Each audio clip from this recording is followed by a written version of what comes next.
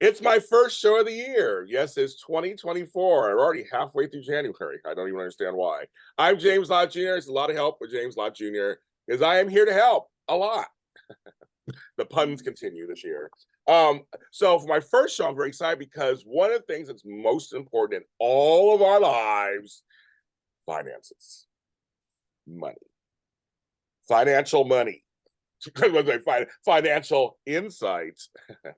We are going to talk about all that today because I just think it's a topic that never gets old, a topic that always evolves, but it's also a topic that has basic truths.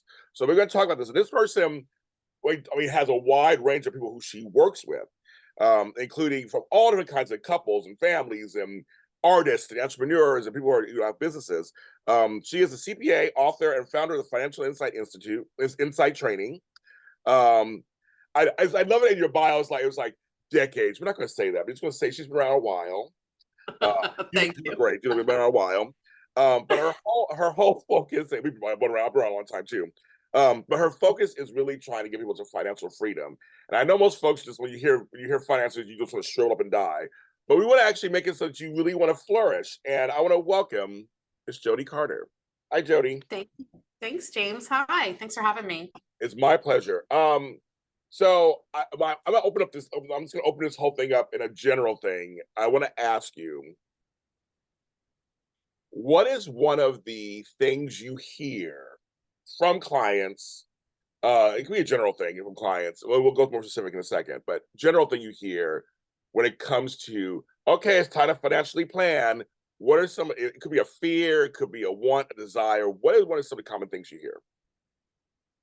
Yeah. So it really does often come from fear. And Mm.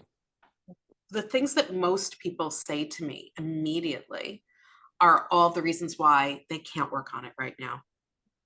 Oh, And it's all the things that they're waiting to have happen before they start to work on their finances. But the problem is that your finances are not waiting for those events. You're making choices every single day that are determining the path forward. And what people don't realize, because they think of money as something we use, is mm. that you have a relationship with money. And for most of us, it's not a particularly healthy relationship. And it's sourced from your earliest money memory as a kid, which means that we have to go back and figure out what the source of your feelings with money are. If we pull that thread from your childhood forward, we're going to find out that we've never really grown up that conversation because there was no place to learn. Yeah. And so people are afraid to talk about it. They don't feel safe. They don't know who to trust. It's daunting. It's scary. And everyone secretly thinks that everyone else knows what they're doing, but they don't. But I have news for you. No one knows what they're doing. Yes. And even people that are doing okay, when they come to me, they're expressing this level of fear and uncertainty that has to be addressed right away. Yeah.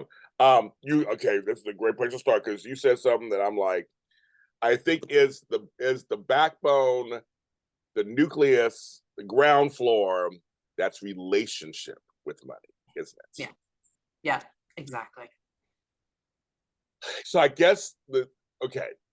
So as you mentioned a little bit, it's figuring out, I guess it's figuring out what the relationship is, and then either course correcting or educating, or I guess so. You talk about that, so I guess that's where it starts. Like trying to figure out where it comes from, and then Yeah. We have to start with an awareness, right? okay, Shine a light. When you shine a light on something, you understand it. Now you can adjust it. So, one of the examples that I love to give is this time that I was sitting with this couple, both mid to late 30s, yeah. talking about their first home purchase. And they're trying to decide how much home to buy. And as they're talking, and I know a lot about them because I've been coaching with them for a while, I'm hearing the 5-year-old that always got what they wanted and the 8-year-old who came from a more restrictive and difficult background. And this 5-year-old and 8-year-old are trying to have a conversation about buying a home for hundreds of thousands of dollars. And neither one of them can hear it.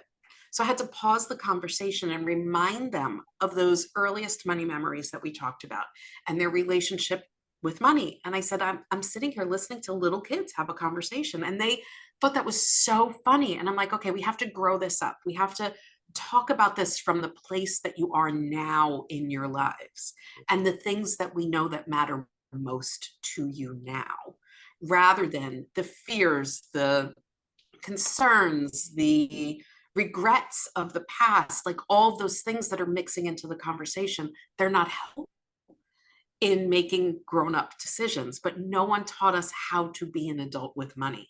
So that's where the work has to begin in your relationship with money. So true, because I know also it's generational.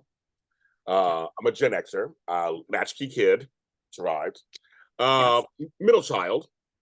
To give you some idea of how I grew up, I was always left alone, literally left alone, while everybody else was kind of. And I've watched as my siblings grown up,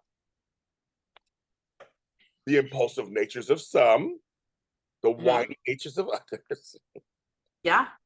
Or the fear base of some also, where they don't really advance at all. And then there's me. I was so left alone that I did all my own research and my own stuff.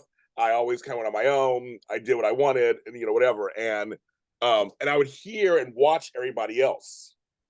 And that's how I gained my cues. And I grew up with this whole thing of, well, when you grow up, this is back in the 80s, where you grow up, you get married, well, first you go to college, get married, have kids, buy a house, work till you're 65, retire. That's all I was told. Like, put some money away. But then I had a grandmother who told me, I think it was 18, she goes, yeah, always put some money away, but spend some money on yourself too. So I was told, she goes, she always say, like, if you make $100, spend $10 on yourself because you worked very hard. And she said, you don't want to resent money because you're working so hard for it. But she just stressed something anyway. But it still was like, I got bits and pieces. There was no formal training. Right. And we don't have that in schools or anything anymore. We don't no more economics or anymore. Like, that's just kind of crazy. So you're right. I think some of my choices I've made in my past were because I was a middle child, left alone. I'm just going to quiet out and do it myself, or I just watch the others do it and go, I'm not doing that, and I learned some lessons. Right. Right. And listen, we were all left in this way to figure it out on our own. Yeah. As you said, there is no training. Well, now there is. There's financial insight training. Yes, there is. Because I needed to fill that gap. Because as I'm working with people as a CPA, and they're coming to me saying, should I buy a lease or car? How much home can I afford? Should I make this career change? Can I go out in my own business? We're getting married. We don't know how to combine our finances. We're having kids. We're stressed. We're in debt. Help us. All of these things are coming at me early in my career. And I'm like, I don't know, because I was trying to figure it out too, because there was no place for us to learn. But what I realized very early on is while everyone is trying to figure this out, there are folks that are doing it well. They're the minority. And it's not because they have more money, which is the mistake that we are collectively making. We believe that more money makes life more better. And that is not true. Because if your relationship with money is challenging, having more money will mean more challenges. If you're making mistakes, more money means more and bigger scale mistakes. So we have to understand how we're relating to money in order to have a good relationship with it and then direct it at the things that matter most to us. And that's complicated in the world that we live in. You may look at your siblings and think, oh, I'm not going to do that, but maybe that choice is the perfect choice for them. No two people with the same amount of money are living the same exact life. So what does that mean? That means that we each have to define success for ourselves, and we each have to figure out what is the best path for me and how do I want to direct the money that's flowing in my life. Good stuff, because it's true, because I know I've always said, I make medium amounts of money. I made more money back when I was in corporate, but now I'm on my own. But I said, but I'm actually richer than some of my friends who live in these gigantic houses here in LA and are in debt for $100,000. I'm like, yeah, no, I'm richer than you are on some level because I don't have debt, and I don't have any debt. I don't have debt. Took care of that in my 30s, and I live in a way that's not beyond my means. That was very apparent during the pandemic because everyone, when it first, well, especially West Side, well, you guys did too, in New York too. We had the lockdown. Yeah. When it first happened, it was like those first 3 or 4 months, everybody was assessing their lives. Like it was crazy. It was like, what do I have? And I realized, oh, I might be okay. Like this, the way I've been doing it. But you're right. It's one of those things where we're out there, and it's like you're told you got to buy a car, you got to buy a big house, you got to get that apartment in that nice neighborhood because not everybody buys. Some people rent, as you know. Or the kids go to the most expensive school over here. Like there's a lot that goes on, and then there's also just expenses. Our gas is $7 a gallon out here. It's crazy. I mean, there's just expenses that happen that and eggs are $9 a dozen. I mean, like it's just there's some things that's come up that, and you're like, you're right. It seems like it should be easy, right? And so, how do you talk to folks who are, like you said earlier, embarrassed or feel shame-based, thinking, I'm 50 years old, I'm 45 years old, I'm 35 years old. Why can't I get this? Yeah. What The do you say? first thing I tell them is no one taught you, Yeah. and you did exactly what you knew how to do.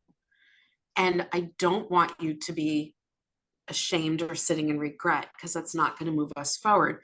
And the choices that you made in the past, even the ones that you look back on and say, oh, I'd like to have a do-over on that, that's where the greatest life lessons are. There are no greater life lessons than looking at your own decisions in the past because you know what it was like in your life at that time. You know what pushed you in that direction.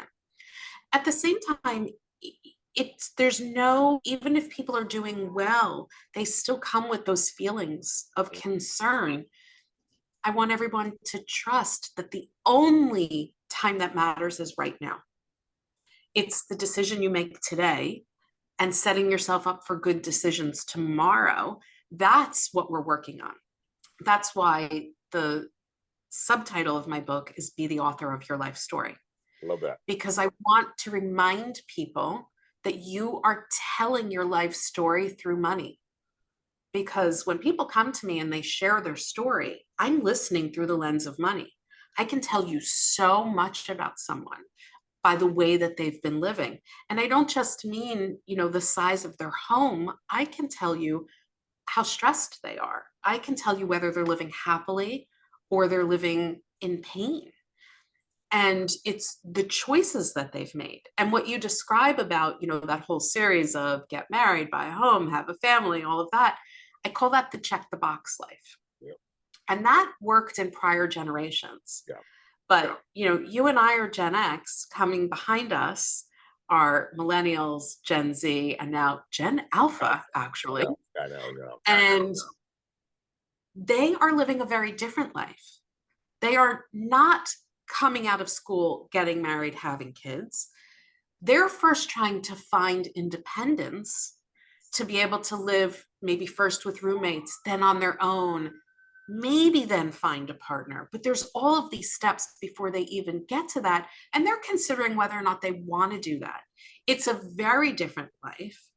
And it brings up so many different conversations about how do you find that independence and the freedom that you're seeking.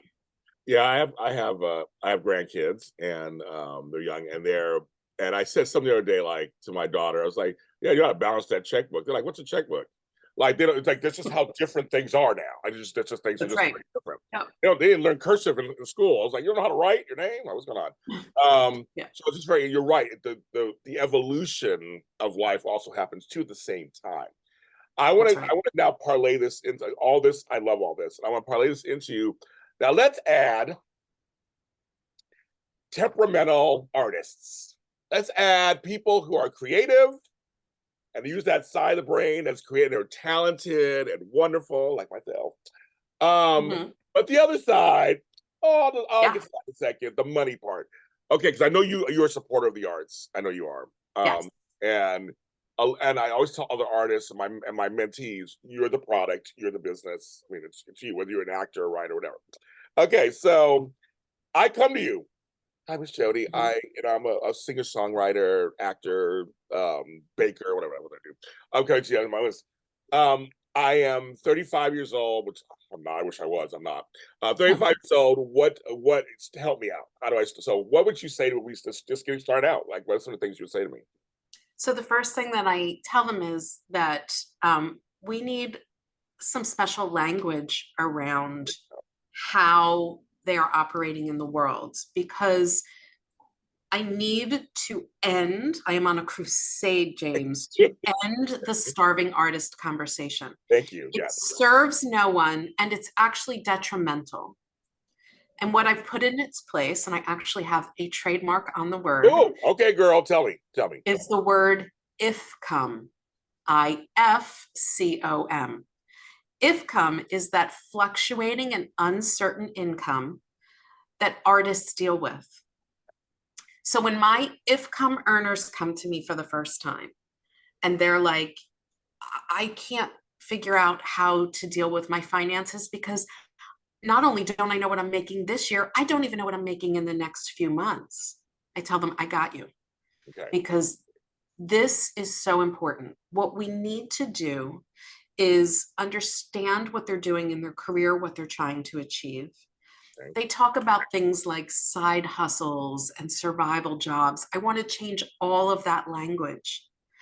Everything that you are doing in your creative pursuits, whether it is the creative project or some other type of work that is to help manage the money in your life, that's to get cash into your life so you can pursue those things, they are all part of your pathway. And we need to look at it as a collective, and you need to be able to make choices based on that. Now, it's really important to work on your relationship with money, to figure out what are my base expenses and how am I going to go about covering it? Because here's the biggest concern that I have for my IFCOM earners. They so believe in this starving artist must hustle mentality that they take every single job they can, no matter what it is. They're afraid to say no to whether it's the catering gig that they don't want to do, or it's the artistic role that they really don't vibe with. They take them because there's money and they feel that they can't say no to anything. Yes. So when they get clarity about their finances, now they can start to pursue the things that truly support the art, that support the creative endeavor. They also learn how to deal with the fluctuation, right? We stop there for a second. We stop there for a yeah, second. I'm loving everything you're saying, because it's my grandmother, other grandmother said, all my grandmothers always had things to say while they were smoking cigarettes, drinking coffee back in the day. Not all money is good money. And when I was Mhm. young, I was like, you're crazy, lady. I know, well, money is good, right? Money, and whatever. I learned that later doing this. I would do this. I just celebrated 15 years doing this That's great. entertainment media stuff. And you're right, because you're so scared, because we're gig based. It's That's gig right. to gig. It's not even check to check. I mean, it's gig to gig. Mhm. That's right. So I love IFCOM. I just, oh my gosh, why did I think of that myself? My God, that's a great, I love it. I know, Jodi, I love it. But no, I just want to just piggyback on that and say that everything you're saying as an entrepreneur and artist, I agree completely. It's like you have to learn how to go. If I don't take this one job that I really don't want to do, and sometimes when you actually add up the money, it's not making you any more money than you think it is. Because Mhm. transportation in LA, transportation Mhm. and gas and all. Yeah. Seriously, I mean, I love New York because I used to just take a subway and you're there. But no, in LA, you're driving anywhere. You That's find right. out. I had a couple jobs, Jodi, a couple of years ago. I realized I was losing money on them. Mhm. Like between the gas and the mileage and the hourly rate I was getting for that job, literally, I had nothing left. Like by the time I got home, the check came and it was like, oh, I really have like $2 to my name. So folks at home, listen to this. I want to continue the conversation with this, but I want to stop and just say, everything you're saying is it's so true, because we are afraid. They're like, what if, because we may not work for 6 months. We may not That's work, right. it's feast or famine sometimes, or it's just Mhm. trickle here and there. So anyway, please continue. I just love that. So please continue. Yeah. And I want to go to the other extreme because, you know, when you're thinking about artists, there are times someone gets a Broadway show and now Mhm. they have the steady paycheck and they're loving life, or they get in a movie and they get this huge payday. And so then they think, fresh start. I'm going to pay off all of my debt that I accumulated when I wasn't working. I'm going to just start over, and I'm going to take that vacation I didn't take. And I'm going to do all of these things, right? And then when that job is over, if they haven't set themselves up Oh, for right. the next dip in income, Uh, then they're back going into debt and struggling again and feeling desperate for work. And then they repeat that cycle. So once I get my arms around an income earner, we change the trajectory. We talked about the pandemic. I'm in New York City and oh I yeah, work with a lot of artists. you know. When the shutdown happened, Oh, I got my inbox was flooded for well, I'm many sure. reasons, Oh, I'm sure. right? I mean, people were panicked, like, Yeah, oh my sure. God, what happens now? LA here too. Everyone's Yeah. trying to get on unemployment, you can't get through. Like, there was real panic, but there were two kinds of emails that were flowing toward me.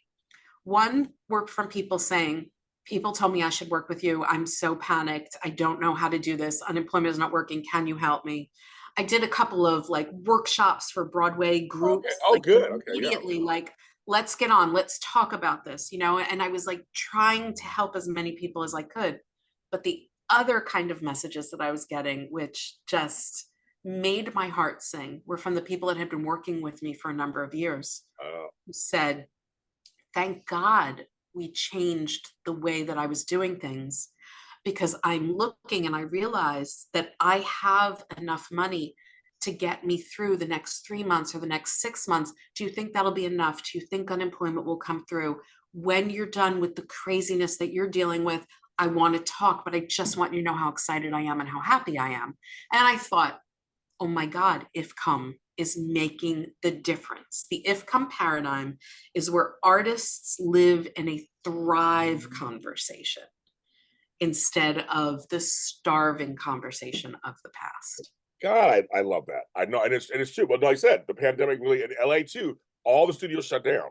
That's We're right. another we're a town also like that. So they shut down, and people were like, uh, and Mhm. we had to really pivot and change. And I think, and we're talking all ages. Like I stress that so much, folks, because I don't. We're not just talking about 18 to 25-year-olds. You just like we're talking grown folks who just like didn't realize. Like I said, it goes back to relationship with money. They were like, well, hell is now. And you're right. That whole thing about I get the big check because I it's funny. It's really funny you say that.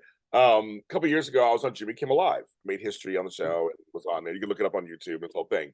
Well, they Right. gave me a big check that I didn't expect. I was going to do it for free. I didn't care. I was like, big about money. I was like, I want the exposure. You know, to my business, which that helped also. But I was like, they gave me a check, and it was kind of like, wow, I haven't made that in a long time. And I had told myself, don't spend it all in one place. That old saying, Mhm, whatever. mhm. And really, there was nothing I wanted. So I guess that was my relationship with money. It was kind of like, I don't need to buy a fancy watch or do this or do that. I was just kind of like, put in a bank, let's sit there. I was just like, just put in a bank, let's sit there and see what, and decide later. That's kind of what I did. And Yeah. so but you're right. I guess it goes back to my relationship with money. It was kind of like, I don't really need it for anything. And then I wasn't going to go anywhere really. It was kind of like, okay, because you're right. It's for later. It's the long game, isn't it? That's what we should. Oh, should we all? Let me ask the question. Should we always be thinking about the long game, whatever that is, or how do you feel about that? So this is how I feel about that. Okay. Success is not an end game in the future. Okay. Success is happening each day with each choice that you make. Okay. I like that. So I want you to focus on being happy today. And part of that is about taking care of your future self. And if you have debt, then part of it is about taking care of your past self, Mm, right? yeah. Because debt is very simply spending from the past that you have not yet paid for. You got some Right. stuff, whether it's a Yeah. home or an education Yes. or travel or clothing or whatever it is that you bought in the past that you have not yet paid for, that your current self needs to manage. So we manage debt. and we look toward the future. So we want to also be accumulating for our future selves. And at the same time, that's not promised. So we want to be happy today. So we actually need to strike that balance and find the best path forward. But only you can define what success is for you. And we get really distracted, especially in the age we live in now with social media. Yes. Everything's shiny and wonderful, right? Like, Yeah. listen, you and I are on Zoom right now with actual backgrounds. Right, exactly. My tree. How Yeah, often do you exactly. get Yes. on Zoom and see what looks like a beautiful home and you're thinking, wow, where do they live? And then suddenly in something in their movement, you realize, Yes. oh, that's not real, right? You see all of these images. Let me Yeah. just tell you, when you look at celebrity lives on social media, and their big fancy homes or whatever it is that they have, that doesn't mean happiness. Yeah. It is not the same thing. And so one of the examples that I like people to think about is if you love your home, right? And you know that it meets your needs and you feel good in it, it's cozy or it's beautiful or whatever it is that you like about it, the location, whatever that is. And then you flip on the TV or you go on social media and you see some extravagant home and you immediately feel diminished by that. You have to notice that there's something in your relationship with money because you felt good until you saw that other thing. So it's the shoulds and the comparison that's pulling you off of your game. And I want you to focus on you, not just an end game on the future, but what makes you happy today. Interesting. But that's what media that tells us, no, the future, the future, the future, the future. But you're saying, let's bring it back to the present. And let's just take our steps That's from right. there, right? And always just stay. Not believe in staying present. Like I'm very present for this interview. I believe when it comes to money, though, we're taught other things by other people. Say, no, we got the future, the future. So I learned a long time ago. Waiting till you're 67 or 65 to retire and then travel. That's like the worst thing on it. Like travel now. Like why? I had friends who tell me, Jodi, I was a person when I worked for corporate back in the Stone Age. I Mhm. would take vacations. I can take a vacation. They need me. If I take a vacation, the company will fall apart. But that's really what I thought inside. So I got a boss that came in. I give shout out to Nick, my boss, old boss, who said, "You earned that vacation." And I was at the company. In the end of the company like 11 years. So by then I had like 5 weeks, like 5 weeks. Of course, I could take off 5 weeks at once. But it was kind of like take 2 weeks off here. You want to go to Europe? Take those 3 weeks off. Like we'll live. Like trust me, we'll live. But he's really taught me how important vacations were Mhm. because you're so busy hustling. You're so busy trying to. And now, as an entrepreneur, as an artist, there's that whole thing. Can you take a vacation? Can I go anywhere? Can I do anything? But your way, you're saying we can build that into your current situation. That's That's what right. you're saying. If we talk about your relationship with money, correct? Yeah, yeah. I want you to think about the future and plan for it, but I also want you to take care of the present.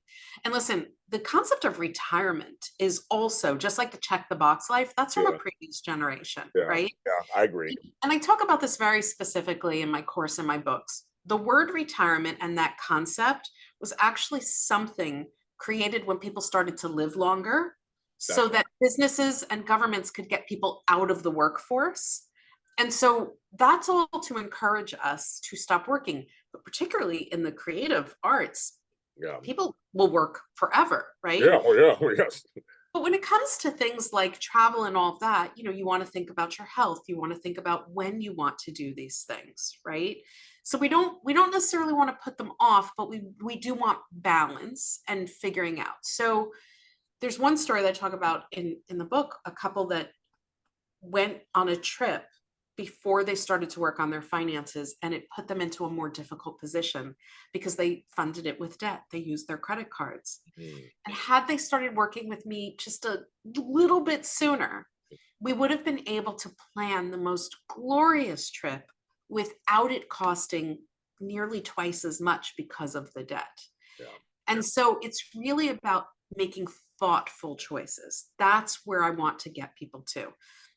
I'm not going to tell you take this trip, don't take this trip. As a matter of fact, when you're listening to certain financial gurus and they happen to ask, oh, I don't know, 3 questions and then tell you what to do, Yeah. run Yeah. the other way, Yes. because it has to be personal. It has to be right for you. So when I'm coaching with someone, it's really about looking at their financial facts and their financial feelings. And we need to put those two things together to come up with the right choices for you. I like that. Couples or slash Mhm. partners. It could be Yes. financial or personal, doesn't matter. Um, Mhm. how hard is that? 'Cause I'm like, because a single person, you're dealing with just or one person, you're dealing with just them. Yeah. It could be Yeah. it could be widowhood or divorce, or they just have things to get married. They have, like that is like you're dealing with one person. When you're dealing with two, even or more, Mhm. it depends what it is, but at least two. How do you navigate that with like what I mean? How do you navigate that as a coach? Yeah, it's can be interesting at times. This is what I tell people. First of all, if you don't think that your relationship is about money on the way in, you are going to find out that it was about money on the way out, Like that. right? We're all in love at the beginning, and Of at the course. end, it's always about money.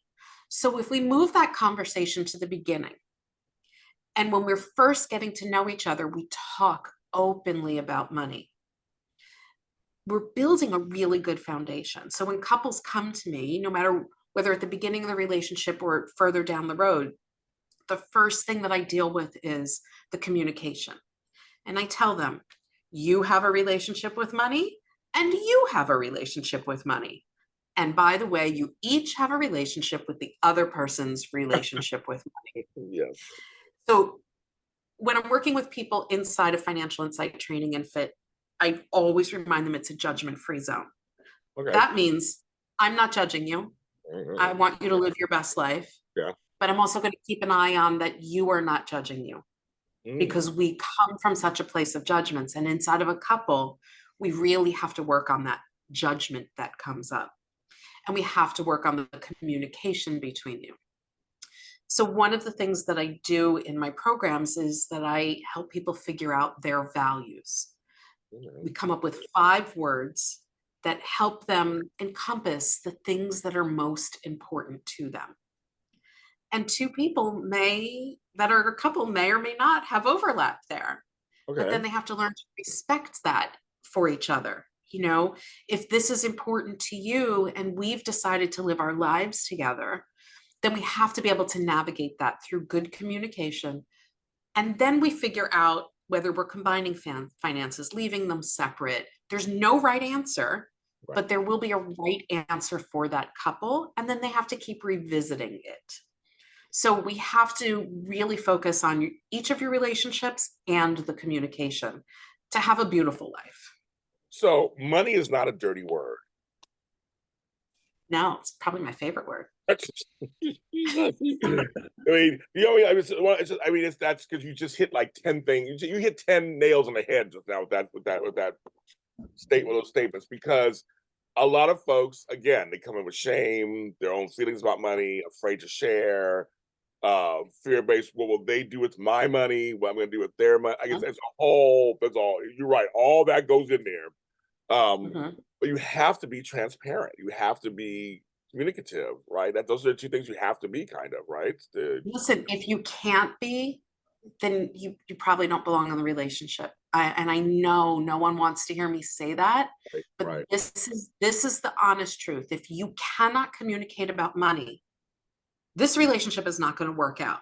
Yeah. I can tell you that Yeah. already. Yeah. So work on the communication and open up, because if it's not going to work out, don't you want to find that out sooner? I agree. Don't you want to know? And so if you feel like sometimes one person will come into the relationship with debt and the other person won't have debt, and there's immediate shame around that. Yeah. No, no. If you are managing the debt, there's no Right. reason to have shame around that. Right. We just talk about the way that you're going to navigate it as a couple and when you will or won't combine finances to make that so that everyone feels comfortable with it. But you have to be completely transparent and talk about it. I think so. And plans can be made. Plans can be made. Okay. Exactly. I could talk to you forever, Jodi. You have to come back on the show. I mean, I mean, I'd love to.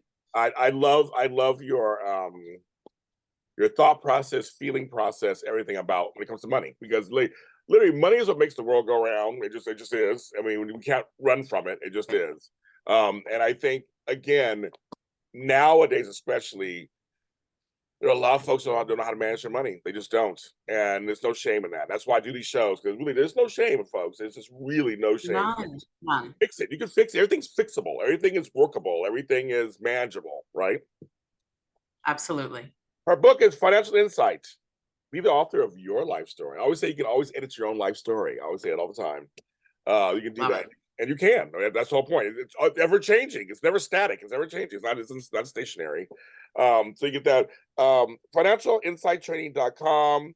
Also, she's on Instagram under financial.insight.training, Facebook, Financial Training, Insight Training, and on TikTok. Looks like me, we're on TikTok. I'll start following you at Financial Insight Training. My videos are crazy, but I do stuff. I actually do good advice on there too. But she's everywhere. Jodi Carter's everywhere. Thank you, Jodi, for being on the show. Thank you for having me. It's been great. My pleasure. Okay, folks. A lot of help. James Lott Jr. We're on Facebook, and I'm everywhere you want to be at James Lott Jr. on all social media platforms. Go ahead and follow there. JLJ Media is the company. My website's alotofhelp.com. I'm a coach also in 7 different areas. Not money, but other stuff. I'm a coach in other areas. Check out my stuff there too. Folks, it's a new year. Let's make it a wonderful, thriving new year when it comes to money. See you next time.